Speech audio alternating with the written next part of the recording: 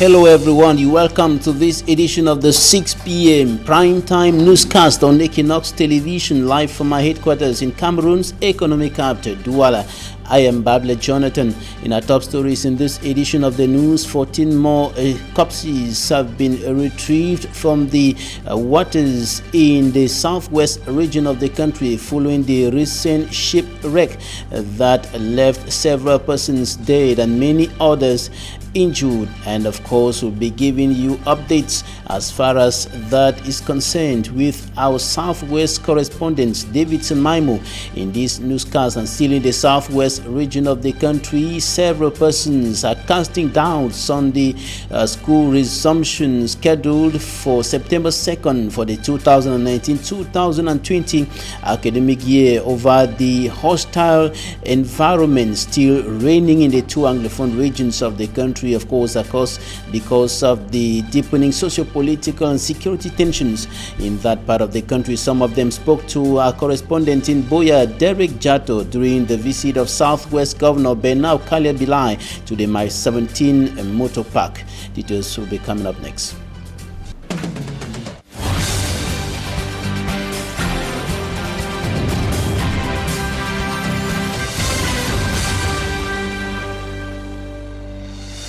Thanks, ladies and gentlemen, for joining us on this edition of the news. Elements of the Rapid Intervention Battalion and the Cameroon Navy have retrieved 14 more corpses from the territorial waters of Cameroon in the Bakassi Peninsula southwest region of the country. They are victims of the recent shipwreck that left several persons dead and many others injured. And in a security meeting chaired by Southwest Governor Benau Kaliabilai, the people who will be traveling or persons traveling by sea were urged not to panic because it was just a natural accident. Davidson Maimo reports from Limbe.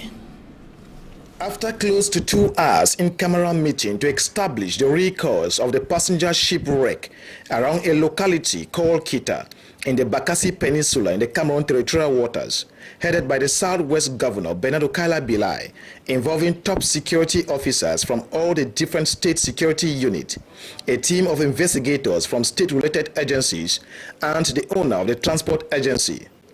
It was revealed that 14 more corpses have been discovered off the shores of Idina at the West Coast Subdivision, bringing the death toll to 17 in total retrieved, with some 4 other persons rescued by Nigerian fishermen and taken to Nigeria.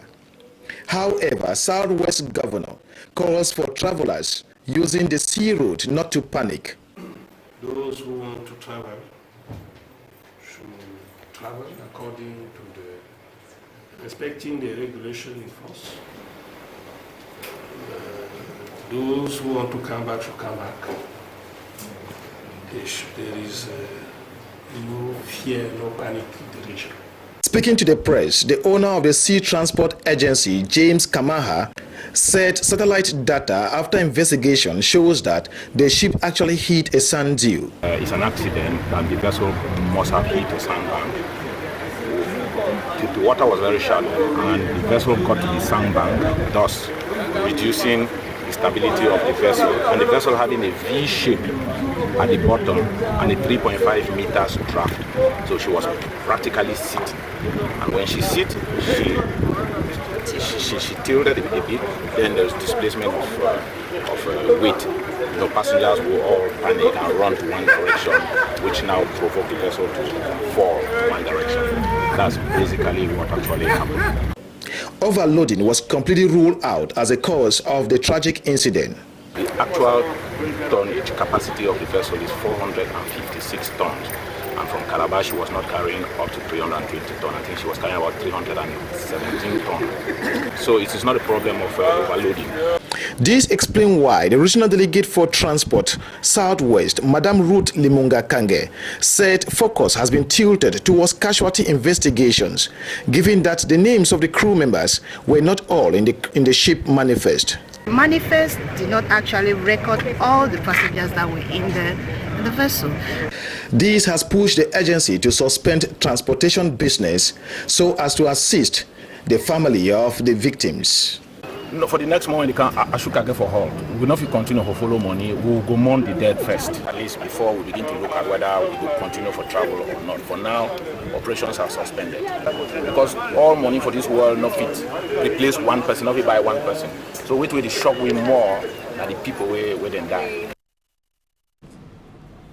Davidson Maimo reporting from the OPEC city of Limbe in the crisis-hit southwest region of the Republic of Cameroon. And the governor of the southwest region, Benau Kale Bilai, was at the Mile 17 bus station in the southwest regional chief town, Boya, yesterday to take stock of the situation as far as the massive exodus of inhabitants of the two Anglophone regions of the country is concerned. And during his visit to the Mile 17 bus station, some inhabitants of the southwest region told Derek Jato that they don't know if there's going to be back to school September 2nd because of the environment that remains very hostile. And of course, they are looking forward to see what is going to happen, what measures will be taken to ensure the security and safety of their children who will be returning to school, who are expected to return to school for the 2019-2020 academic year. Derek Jato reports. This is the second time the Southwest governor is descending to Mile 17 bus station in less than 12 months. It is Tuesday, August 27, 2019, and the news of the Southwest people fleeing the region has gotten to Governor Bernardo Kalia Bilai, and he is here to see things for himself. From his own observation, the Mile 17 bus station is stable. There is no panic. There is no trauma, no fear. People, as those who were holidays out are coming back.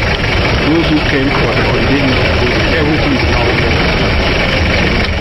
And in a 3-minute open-air discussion with the management, the Southwest Governor Mr. Bernardo Kalia Bilai was briefed that there's nothing as mass exodus from Boya.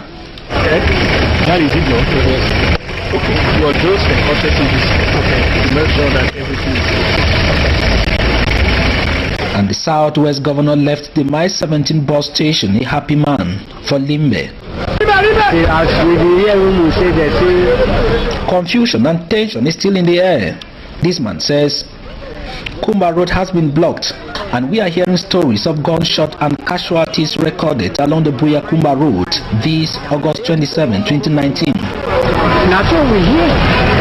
They said that they shoot him the day from Monica. I will like the governor to speed the dialogue process if he can, for that is what is important now. I will tell you the same as I will talk to. That's why I will talk to many times. Let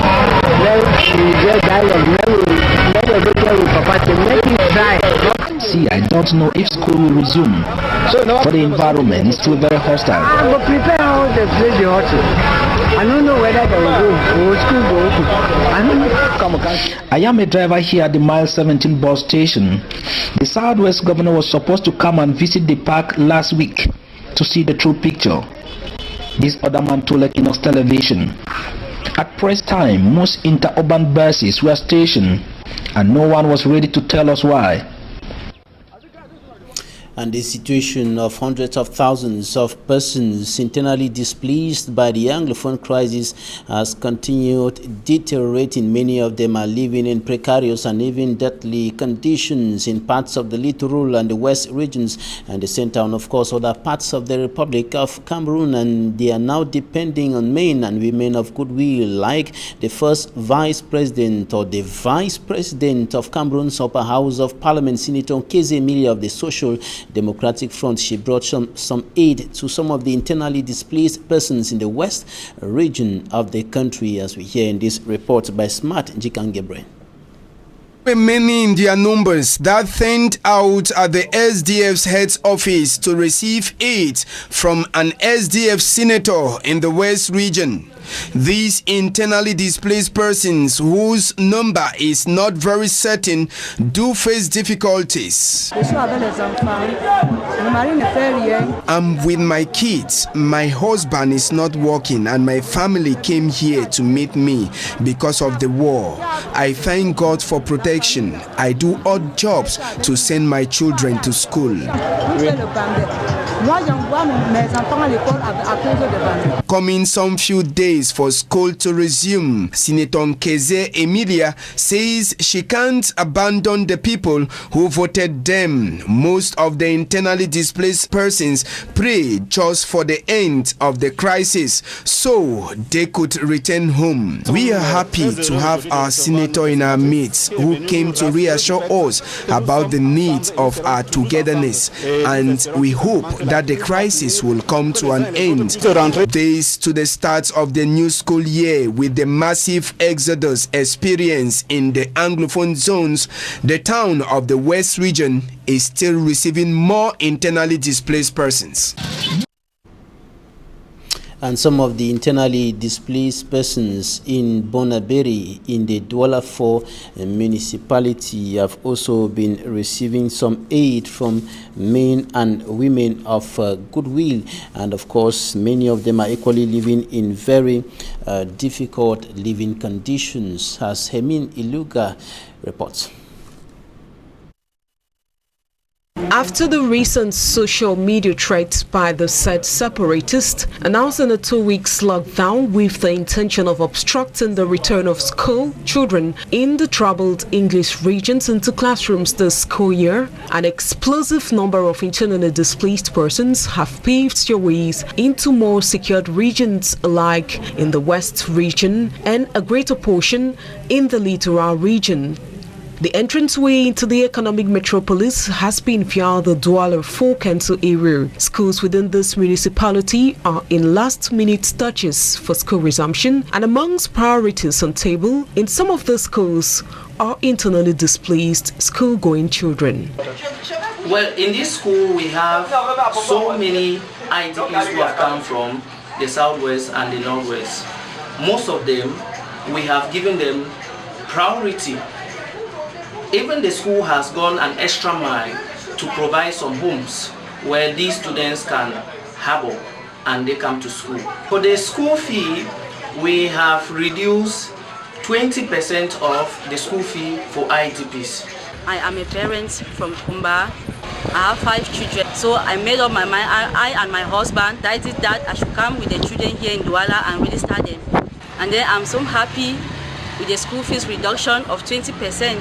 As for the government bilingual high school of Bonaberi, space has since last year been created to give room for smooth academic integration to the displaced children, as well as to meet up to the growing number of children in the school this recent years. Depuis l'année dernière, déjà, nous avons eu les élèves qui sortaient du nord-ouest et du sud-ouest.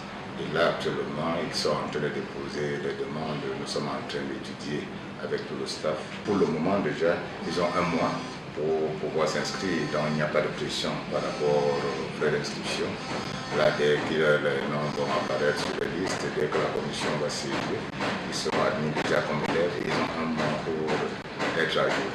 Hardly will the situation be the same for the integrating population from the troubled regions, especially for the victimized children who have already lost 3 years out of classrooms since the outbreak of the crisis in 2016. In the report coming up next, we take you to Ngaoundéré in the Adamawa region of the Republic of Cameroon, where we're going to be showing you the dilapidated nature of the lone higher institution or better skill high school in that locality with Innocent Azi. Less than a week to the start of the 2019-2020 academic year, the environment and state of infrastructure at the lone government bilingual school in Ngaoundéré in the Adamawa region of Cameroon is pathetic. The school premises has been taken hostage by heaps of dirt and turned bushy. With pupils and teachers on holidays, the school is now home to animals. Created some 37 years ago, age is printing its feet on the school's infrastructure. Dirty walls, so unpleasant to the eyes, and the ceiling almost absent in an infrastructure hoping to receive some 4,000 pupils registered in the school. We don't have water in the school. The infrastructures have all depleted, the classrooms, the ground everywhere. Most of the children, they always sit down. Here, the packet minimum always come very late. So the PTA has to do something. But the way that the parents are reacting is very timid. With the worsening Anglophone crisis, several IDPs seek to study in this school, but authorities are worried about the staff strength. With the incoming population from Northwest and Southwest, the benches are not enough. So my plea is that the government should support us with benches and even teachers too. Government's bilingual school in Gaundary is also in need of didactic material for teachers. We need to buy exercise book for teachers, we need to buy chalk and other documents. The whole school don't have benches. We need a lot of benches for the population, is too much. The security of learners is also an issue, as the main gate is barred and remains open. So we need help from the elites. Why the PTA or also the parents should react. The school is also faced with the problem of lack of basic social amenities, as the lone water source is yet to supply a drop of water to thirsty pupils several years after it was constructed. Created in 1982, government's bilingual school in Gaundary is falling down and may never rise again, as the project to build some 9 classrooms for the school was announced in 2010, but 9 years after, not even a stone has been laid to that effect. For me, Armstrong Sander reporting there on the challenges faced by the lone government bilingual secondary school in Gaundary, or the bilingual high school of Gaundary in the Adamawa region of the country. Now we're going to talk about traffic jam at the east entrance into the town of Douala. The traffic jam has reduced as a result of the ongoing construction works after the Minister of Public Works, Emmanuel Ganunjumisi, was there, and he instructed the company in charge of the construction works to go a little faster in order to ease the traffic jam. And of course, the project of the construction of a by road to ease the circulation of vehicles has been given to another company, EQUINOXE. Construction and rehabilitation works at the east entry into the town of Douala are advancing at an appreciable pace after the recent inspection visit of the Minister of Public Works. Minister Emmanuel Ganunjumisi had frowned at the quality of work done by a Chinese road construction enterprise, with weeks of alarming traffic jam caused. As a result, he stopped the Chinese company from executing the project, with another partner brought in. Deviation paths are being constructed. Traffic congestion is no longer a problem, as was the case during the reign of the Chinese enterprise. Comme on a fait les voies de contournement, pour la circulation, ce n'est plus tellement bouché. Ça va de Ngodi, ça sort au carrefour Yatika, et ça longe vers Yassa. Also, the thick mud that was on the road has been eradicated. Après le passage du ministre, les choses sont un peu améliorées juste au niveau de la boue. La boue un peu disparue sur la route. Expectations are high. Circulation will be flexible when deviation paths under construction are terminated. And coming up, we're going to talk about Africa, the Africa alternative medicine, and practitioners are now clamoring for greater recognition. They are calling on practitioners of modern medicine to recognize Africa, the Africa traditional alternative medicine, claiming that it solves 80% of the health problems faced by Cameroonians. They are asking governments to step up efforts in order that there should be a greater collaboration, so that there should be a greater collaboration between the African alternative medicine and modern medicine in the Republic of Cameroon. For greater details, here's an extract of Colonel Wiriwo Tembeng Godfred. He is from the National Association of Medical Practitioners. Take a listen. Pathologies that kill. is ignorance and poverty. But if you know what is happening, you can be healed of all pathologies.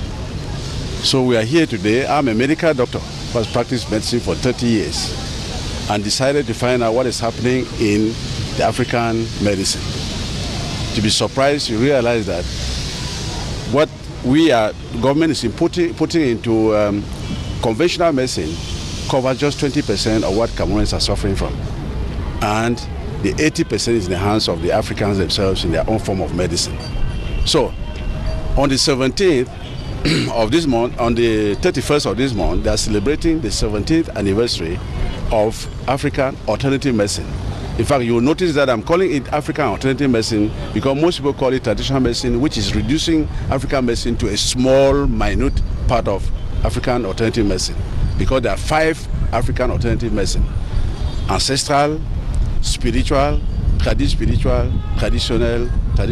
and natural medicine. Conventional medicine takes care of the psychosomatic, but the African alternative medicine goes to the spiritual level. So far, government is by working very hard to make this other alternative medicine recognized, so that people can go. It's not been making it recognized, making it known to more people, because people go there in the night and benefit from the terrible, the importance of this medicine.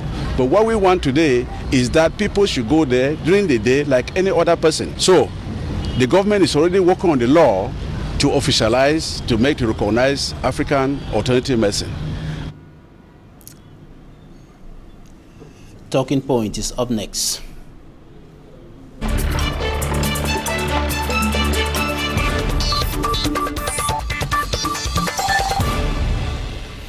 We are receiving Dr. Teresa Mito. She's a mentor at the Higher Women Consortium. Doctor, you're welcome. Thank you, Mr. Babula.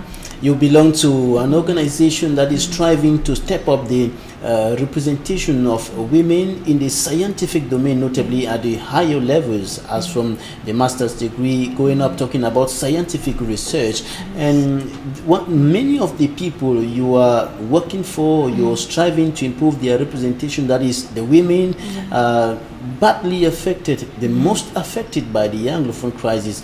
What could possibly be the impact of the consequences of the Anglophone crisis on the women in the nearest future? Yeah, Mr. Babila, it's really a terrible situation that we face in Northwest and Southwest. School have been closed down, and the children are not going to school.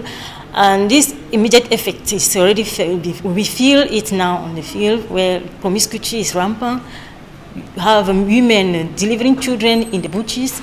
So the impact will be that even in the future, women who are already less represented in higher education will now find themselves maybe out of the curricula that the world is presenting. So it is a situation whereby we need really to talk on. And back to school is scheduled for September 2nd, 2019. And you heard some people in the Southwest saying that they don't know if schools are going to reopen come September 2nd because the atmosphere remains hostile. Yes, of course. Parents are willing to send their children to school, but they are afraid that the child may go out and pick up the stray bullet. So we need now to organize maybe a forum whereby the parents will be given assurance that the children will not be affected when going out. All right. God willing, people may have this love for one another, and they will be valued human lives. That one is very important. Parents in the Northwest and the Southwest region should be reassured that their children will be going to school in a safe atmosphere, that they will go to school and come back and not end up on the way. That's what you say. Now, women are less represented at higher levels when it comes to the scientific domain. What explains that? There is, first of all, the problem of balancing between your career, society, and your matrimonial duties. Yes, women are at a certain level. They are coming out from maybe long studies, and they have the demand from the society to bear children. At the level of degree, yeah, first degree. They have to bear children, and according to our culture, when a woman at a certain level doesn't have children, maybe there is likelihood for that woman not to bear children in the future. That's what people believe. So they want, first of all, to secure their position in the household, then to think about now the research or career. So many of them drop at the level of the first degree. As we climb in the ladder of education, women dropped out. Let's say at the first degree, if we have, for example, 70% of women at the first degree, while we are climbing the ladder, masters, that's how the percentage drops up to PhD, and now in professional milieus, as let's say administrators, professors, you have also the number of women reduces. And particularly in the scientific domain, talking about scientific research, there are there are very few like you who are up to the level of the doctorate degree doing research and so on. In scientific research, for example, women face discrimination. I, for one, I did not face any discrimination as far as my university is concerned, but other colleagues from other universities have been complaining on how they had to strive maybe twice as far as men doing in order to have promotion, and the duties they are giving them is not really what they deserve. So they give less, they work more, but they receive less. And that is, of course, the focus of the consortium that you set up to turn the tides. Yes, the consortium is an organization of women in science, women coming from academic institutions, women from research organization led by Professor Leke, who is the head of the immunology laboratory at the University of Yaoundé 1, with a vision of empowering women in that leadership career. So how are you going about this empowering women? How are you going about raising them to a level where they are not going to stop on the way, but they will continue to the highest levels? Yes, we put in place as consortium, women in this consortium put in place what they call the MPP. MPP is a mentor protege program, is a mentor-mentee relationship program. This program has as aim to empower women in the leadership position in science. So we organize the different activities from the start of this consortium in 2016. We organized so many activities such as workshop in order to teach women how to write proposal for fundraising. We teach women how can they manage their position as housewives and maintain their career as leaders, as researchers in science. You have certainly recorded some achievements within the 4 years of existence, and you've also been talking with young women who are into the scientific domain, higher education and so on. What are some of the major challenges that they are raising in the course of your mentorship? Yeah. Most of these women, they complain of really balancing between their household work and research work.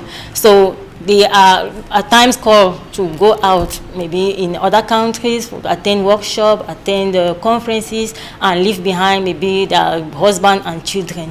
So that makes them not to really focus. They are not focused. At times they are obliged maybe to drop out some of these conferences so as to take good care of their family members, household, husbands and children. So another challenge is they don't usually have finances. So we train them how to write good proposals in order to attract sponsorship. Yeah. So they write the proposal and we proofread the proposal. Do they also face problems with husbands who are sometimes not very welcoming, not very friendly when it comes to his wife traveling out of the country to stay for days and so on and things like that?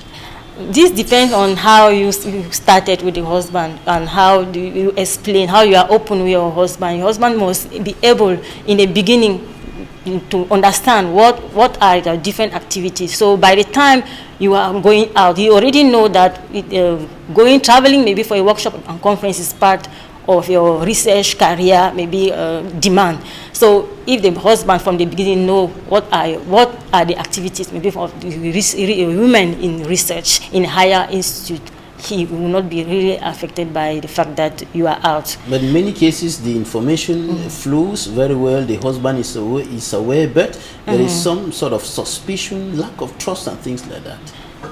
No, there is what we call the absentees of women in the household when the woman travel for other duties, but not really suspicious for maybe the woman is trying maybe to date a man outside. Not, it's just the presence, the absence of the woman in the house that have the impact on maybe the growing up of the raising up of children in the house. And definitely there is need for agreement between. So that's why we recruit women at the early career, train them how to manage their household, as well as evolving in the ladder of research. Career. Yeah.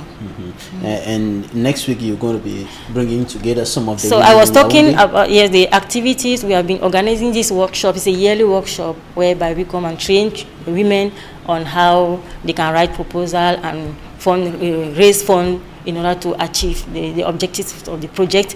And also next week we are having the year 2019 workshop, and this workshop is starting on the 5th, Thursday 5th to we run to Saturday the 7th, and this workshop is has as topic higher women in science career, and the society, and also their career development.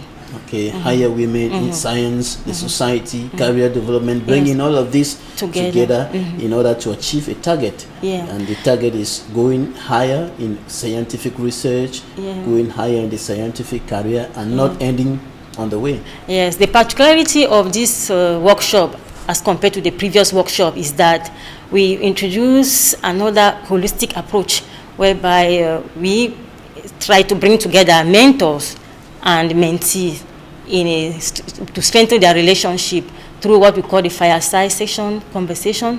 We have also sport activity to organize early in the morning, and also we make provision for women that are pregnant women and women nursing mothers. You cannot say you will stay behind, you will not attend the workshop because maybe you are having a baby, you are still breastfeeding. You can come along. We have provision for you. We have taken measures to receive just everybody. Thanks, Dr. Teresia Meto. You are a mentor, and of course you belong to the Higher Women Consortium Organization. Thanks for coming. Thank you. It's my pleasure. Thanks, ladies and gentlemen, for staying with us. That's it for today.